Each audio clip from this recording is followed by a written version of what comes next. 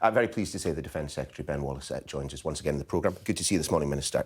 I wonder if actually we might start with a quick question on where Mark was, the Transnistria kind of Moldova border. How concerned are you that Vladimir Putin's ambitions stretch much further than Ukraine? Well, I think he's always had these sort of ambitions that he wrote about and spoke about for years, actually, about the Russian people or the ancient people of Rus, and that has led him to be sort of ethnic nationalist when he drives towards sort of geographic ambition. It's one of the justifications of why he thought he would be able to walk into Ukraine and be welcomed. And obviously there are pockets of other Russian speakers that he feels, potentially in the same way that, the Nazis felt in the Second World War, that they have a sort of ownership of these people. Yeah. And so there is definitely a sense that, you can see in his current statements, he is almost in desperation trying to broaden this, either with threats or indeed with potential false flags or attacks. We don't know the details of the attacks that happened yesterday in Transnistria. There are a number of players in Transnistria. There are separatists, there are Russians, and everything. So we're not too sure. But of course, it's another step, if it is Russia behind it, of another example of his strategic blunder. Because, for Romania, Moldova is incredibly important. So all you do is harden the resolve of something like Romania. We saw him switch off the gas to Bulgaria yesterday, which was a country that was sort of on the fence. Well, the consequence of that is the complete opposite. Is this in part why the Foreign Secretary kind of alluded yesterday to the fact, this conflict, this war in Ukraine could last a number of years, it could last perhaps a decade? Well, I think it's certainly the case that Putin, having failed in nearly all his objectives, may seek to consolidate what he's got, sort of fortify and dig in, as he did in 2014, and just be a sort of cancerous growth within the country of Ukraine, and make it very hard for people to move them out of those fortified positions. So I think it's really about if we want this to not happen, we have to help the Ukrainians effectively get the limpet off the rock and keep the momentum pushing them back. But when Liz Truss says, we have to push Russia out of the whole of Ukraine, we should really need to clarify this. Is she talking about Crimea? Well, the international community believes Russia should leave Ukraine. The international community has condemned Russia for its invasion of Crimea, which was illegal in 2014, its invasion of Donetsk, which was illegal. Recognising it as illegal is somewhat different to pushing we don't recognise it, and it. We've constantly said that Russia should leave Ukraine sovereign territory. So that hasn't changed. If you remember, we did a freedom of navigation exercise with HMS Defender last year in the Black Sea. We don't recognise their ownership. So are you contemplating a point in this conflict where we will continue to support the Ukrainians as they push into Crimea? Well, I think, there's a long way to go before Ukraine pushes into Crimea. I think what I would certainly say is, we are supporting Ukraine's sovereign integrity. We've done that all along. That, of course, includes Crimea and Donetsk. But, first and foremost, let's get Russia out of where they are now in its invasion plans and help Ukraine resolve. And that's, if you remember, the Minsk agreement, which Russia has basically ripped up, was all about trying to resolve those two occupied territories. But the key thing here is to continue to support Ukraine's sovereign integrity and their ability to defend themselves. It appears that you do have a bit of an ally in the Foreign Secretary, as you would expect, of course, but when she said in her speech, that 2% in terms of NATO spending should be the floor and not the ceiling.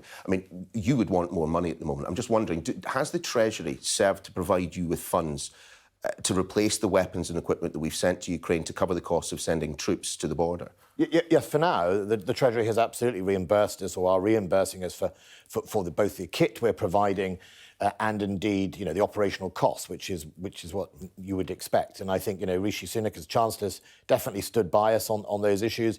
So right now, in the here and now, we don't have a challenge to our funding. Of course, the future is a different thing, the effects of inflation on our budget, but also how far we want to go in support of Ukraine will, of course, have costs. But, Rishi's been incredibly supportive on that, and we're continuing on that direction. Would you like to see more than the 2.1? I think if you had any Secretary of State of any department sitting on your True, but I've got you. And asking them if they'd like more money for the department, of course I'd like more money for my department. But what's the likelihood? A Labour Secretary of State would say that any Secretary of State. But you are, let's be fair about it, and you are involved in a war. And no other government department is, and you are supplying weapons and material to a war. So just on that basis, would you like to see some more? In the right now, here and now, for this year's budget, I am absolutely set, and for next year's. We put in a bid to the Chancellor for a 4-year budget. Those first 2 years are sort of over. I have always said as the threat changes, our demands change. That can go up and down. What has changed since the integrated review and indeed the Defence Command paper is the threat has changed insofar as while we identified Russia as basically the number one threat, the fact that President Putin has gone even further does make us all in a much more insecure place.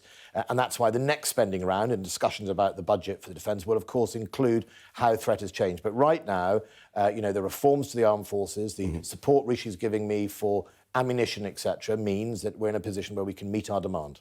Just reading this morning's kind of defence intelligence briefing, a focus on the Black Sea and the fleet there, and I would suggest that 20 vessels there is in part why we're considering sending, is it Brimstone? Well, so the reporting's slightly amiss. The Brimstone we are sending is the ground Brimstone. Right, so okay. That will be used over the ground. You have to have a different type of Brimstone for maritime, but the ones we're sending at the moment are that. But we have said we will source and supply, if we can, anti-ship missiles. It's incredibly important that the grain that affects us all, the food prices, does get out of Ukraine, that the Russians can't control the Black Sea. It's not theirs anymore, that it is the Turks and the Romanians, the Bulgarians, but they think somehow they can control it. And therefore making sure that the Russian ships are not used to bombard cities is important. The Minister, whenever we speak, generally we spend the vast majority of our time on your brief. Today there are a couple of other stories around that I think demand a little bit of attention. The High Court ruling yesterday in its judicial review of the unlawful nature of the decision taken by Matt Hancock as regards care homes. Is it finally time for us to dispose of the notion, as he himself said, that there was any sort of a protective ring thrown around care homes? Well, I think that let's cast our mind back, and this is really important to remember. I remember, certainly, again in the defence space, but there was a clamour for assistance. We were learning incredibly fast about this virus. It was coming thick and fast. There were massive concerns about the scale of infection, the death rates. If you remember, about the same time, everyone wanted ventilators. The medical advice was ventilators, what would be needed. I remember using the military to unpack thousands of ventilators that came in from around the world, and then consequently we learned that was not really the key part of the treatment. So that's why we're having this big public inquiry. That's why we're going to have an inquiry into COVID. It's really important we learn those lessons. Of course, that is a court case and a court ruling. Matt Hancock's put his own statement out saying... Yeah, he has. I mean, he said that the court case comprehensively clears ministers of any wrongdoing. The judgment said that those in charge had simply failed. I mean... I've went through, I don't know if you've had the time to read the 75-page judgment. I did. I read it last night. And despite Mr Hancock's characterisation of it comprehensively clearing ministers, it clearly states that he acted unlawfully. And in doing so, in not paying heed to asymptomatic transmission of COVID-19, people died in care homes. Well, look, we've been very clear that we apologise for all deaths about in this that could have been better handled. I know Matt did his own interview recently saying he had some regrets. But look, fundamentally... I bet he does. Well, look. Imagine if we'd kept asymmetric people in hospital. What would that have done to other patients as well? I mean, this was not a... Yes, it happened in a care home setting. We took a lot of steps around care homes. If you remember, we got criticised not so long ago for insisting that you had to be vaccinated to work in a care home. There was a huge amount of criticism.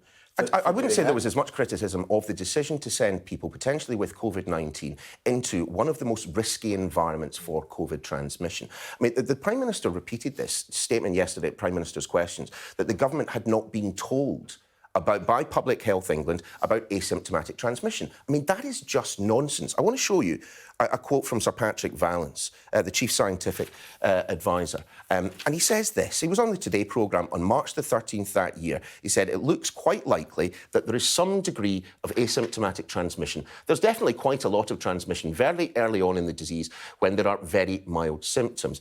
He was talking about it. I knew about it. My colleagues here at Sky News knew about it. For the Prime Minister and indeed the Health Secretary to maintain that they knew nothing about it because Public Health England didn't give them an explicit warning. I mean, it's just this court case proves that not to be true. Well, look, I think, as I've said, there is going to be an inquiry so we can actually see the whole thing in context. We can study what you're saying about whether the Prime Minister and others were told. We can see whether they acted on it. I certainly remember using military personnel to try and take testing to care homes so we could make sure we... Oh, no one is denying that the armed forces played a key role. No, but it's not just about the armed forces. The point was the government did recognise there were issues in care homes, which is why they asked the army, for example, to assist that. I think look, there's a court case. I haven't read the 75-page ruling. Definitely the welfare of people in this country is top of my agenda. The Prime Minister misled the House yesterday when he said that he did not know about asymptomatic transmission. That was his chief scientific advisor there. Well, look, they just switched on the Today programme, and I'm not suggesting people do, but, Well, I think first and foremost, what I would say is that quote doesn't talk about asymmetric, it says mild symptoms, right? So some people have no symptoms who had COVID. I will read it. I will read it again. It looks quite likely there is some degree of asymptomatic transmission. Yeah. Well, look. I haven't read the report. Sure. I've just come on the programme. No, I fully understand. It's a 75-page report. Mm-hmm. Matt Hancock's put a statement out. We're having a full inquiry to get to the bottom of all the lessons learned, to have a look at what happened. But I need to just take you and your viewers back to remember those stages. It was unknown. No one knew about the variants. We were learning fast and furiously about exactly what to do. And there were many situations that were almost lose-lose. If you were damned if you did, and you were damned if you didn't. Yeah. And I think it's really important to remember that, the government was also grappling at the time with, do we have enough PPE? Do we have enough ventilators? All those things. Some of those things turned out to be the wrong course of effort, based on advice or based on no advice because there wasn't any. And I think we should just not forget the mass worry in the state of the pandemic. And, of course, you are not Matt Hancock. There is, of course, a standing invitation if Mr Hancock wants to come on and explain himself. But I do want to ask about perhaps one of the most ridiculous stories I have heard in recent times, that a Conservative colleague of yours was caught sitting in the House of Commons chamber next to, apparently, a female minister watching pornography. Well, look, there is no place for pornography in any workplace. I mean, people are there to do their job. And I know that the Chief Whip has referred that complaint to the panel or the conduct authority, and we'll look into that. And if there's any action to be done, then there should be action taken. I don't think there's any excuse. You don't sit in your workplace looking at pornography. That's well, your colleague Damian Green did. That's what got him sacked from cabinet. Well, there was a result. There was an outcome. No, I'm just saying. If any party has formed for this, it's the Conservatives. Well, I used to hang on a sec. I used to. When I was security minister, my office in the House of Commons was John Prescott's old office, where he had his Christmas party. He was the deputy leader of the Labour Party, and if we all remember that wasn't pornography, that was something else that went on in that room. I used to wonder if it was the same desk. So, I think let's just be clear here. Same with sexual conduct. There's a range of allegations that go right across the House, go right across the parties. This is a problem, I think, about the overall culture of the House of Commons. It is late sitting, long nights, with bars. And that very often leads, and it has done for decades, to behavioural challenges and problems, whether that's too much drink. We've remembered reports of, Well, why do the armed forces deal with this stuff better than our elected representatives? Well, we still have problems in the armed forces. I mean, one of the main missions of me as Defence Secretary is we need to make the armed forces far better for women and their service. We need to look after complaints. We need to take those complaints seriously and action them better. We need to make sure we recruit more women and make sure it's childcare friendly for families in the army. All those sort of things are really important. So, I wouldn't say make that comparison. What I would say is, we all know what happens when you mix long hours, drink, and pressure environment. And I think it's really important that we think about ways to change the culture in the House of Commons so it doesn't happen. Minister, great to have you in the programme. Thanks for being with us. Thank you.